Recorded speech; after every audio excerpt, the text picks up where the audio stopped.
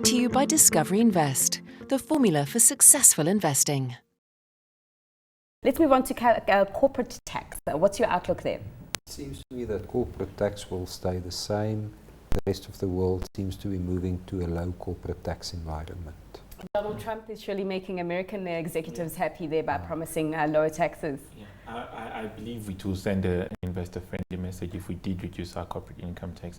At the same time, in the theme of creating investment, we would like to see some incentives, some tax incentives or incentives announced that stimulate investment without necessarily costing the fiscus. It would be nice to see those type of announcements. Okay, and Sibusiso, let's just speak on the new taxes that could be introduced during the break. Muzi was telling us that the sugar tax is a sure thing, it's a done deal. What's your take on that? Well, I must be honest, with the wheat sugar tax, there have been quite a number of discussions around that. And obviously, if you look at the other countries as well, we've got countries like Mexico where there is sugar tax. And what is interesting is that we found maybe the research which was done in the UK and the US that says actually having that in place does not necessarily sort of circumvent somebody from consuming sugar. But I think we certainly need to get that because with the, to get that up and running. But the challenge that is there as well is the fact that the organization like COSATU, they've actually come up last week and say, no, we don't want sugar tax. And I think that might therefore be a challenge for the minister to introduce those particular tax. But yes, I'm also foreseeing that it will definitely be coming because it will also add probably around about 6 billion when it comes to the revenue.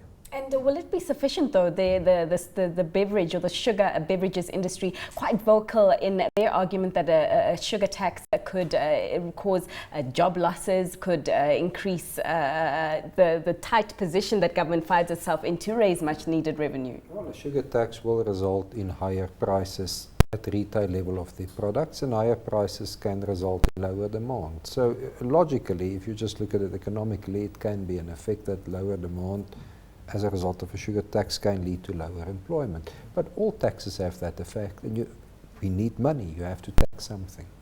Well, anyway, I think at the table we're on board. I see that we're all drinking water here, so we shouldn't be too affected by that. But you mentioned COSATU earlier. So COSATU giving the sugar tax a bit of a challenge, also retirement reforms.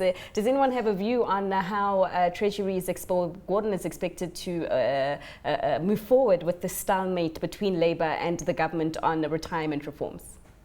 I think maybe based on the fact of that recently on the meeting that held at the NEDLAC where there was the wage bill was signed, the minimum wage was signed, I will assume that maybe that's an issue that they might have touched on because previously one of the reasons they felt that they were not properly consulted, and I do believe now that maybe they might have been properly consulted. Maybe they will consider that because if you look at it, it doesn't necessarily mean that it will have a sort of an adverse impact. No, it doesn't have an adverse. It's just maybe it's an issue of not understanding the process around, and obviously what does that mean to myself as a person that contribute to that particular space. But yes, the government has a responsibility in ensuring that we do educate people around that particular area so that they will have a clear understanding. I suppose it's like any relationship, communication is key in order to garnering understanding. But Muzi, let's speak about this, the other side. So yes, Treasury has to raise this 28 billion rand, but government has to cut 20 billion rand in order to avoid fiscal slippage. So where do you see Gordhan making the chops here? A big place for him to make the chop is certainly the wage bill. We must see some commitments of either reducing the wage bill dramatically or at least keeping posts frozen for over the MTF. I think the wage bill eats close to 40% of the budget, and that's the biggest chunk of for him to cut the wage bill. But at the same time, there's room for him to announce how he will reorganize management of SOEs. There's a lot of wastage that goes in our SOEs. And SOEs we know have been cited by ratings agencies as being a major concern. I'm wondering if there's any concerns at the table regarding SAA, this 1 billion rand that they have to pay ComAir for unfair competition. Sanral, David Makura yesterday saying, or the previous day, saying that we don't know how Sanral is going to get motorists to pay for e-tolls. Well, in the case of SAA, we should simply give the thing away. It has no net value. It is a heavy drain on taxpayers. We have to issue guarantees for it every year. It does engage in unfair competition and still cannot make a profit. The thing as it is not financially viable. It will not be financially viable for the foreseeable future. Just give it to anybody who wants it, who can try and figure out how to make a profit of it. Perhaps rather than to pay Comair the fine, is just give Comair SAA to try and run it profitably. I don't know. Muzi, I see you laughing. Do you agree? Not necessarily in terms of giving it away, but the point is there's better management of state-owned entities. There's too much seepage and too much leakage that happens. Yeah. And Sibusiso, in terms of SANRAL, I mean, billions in outstanding e-toll payments. How could we maybe get some money going into this direction? Some talking about the fuel levy possibly being the savior here? Yes, that's correct. But also bear in mind that during the SONA, the president announced the 4 billion that will have to be utilized by SANRAL for the Moloko road. So obviously that tells you that in addition to what is currently happening in that particular space, they will still require more fund in order to be able to meet the obligation that they have. Yes, I do agree with you that there's still a lot to be done. I think it also touches to the point that Prof and Muzi have touched on, that we need to make sure that in that particular space, there are qualified people, and in terms of leadership as well, they're also properly developed to able to deal with what's happening. Because currently, if you look in South Africa, the SOEs are not really achieving what their mandate.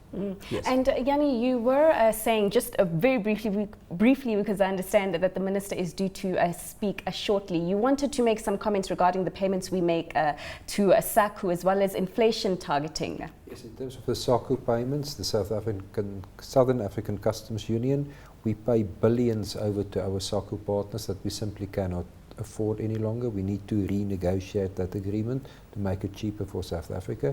Then I would also like the Minister to announce in today's budget speech a lower inflation target for South Africa rather than the current 3 to 6, for instance 3 to 5, because the upper edge of our inflation target has now become the inflation target.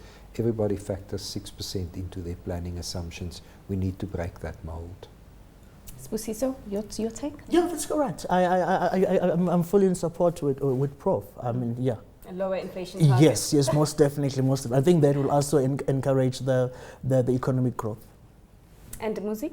I think cheapening the cost of money could ignite enough consumption to give room to a VAT increase. Imagine if inflation was 3%, that means the cost of money in the economy is low enough to ignite necessary consumption, and there's enough space for VAT increases and so on and so forth.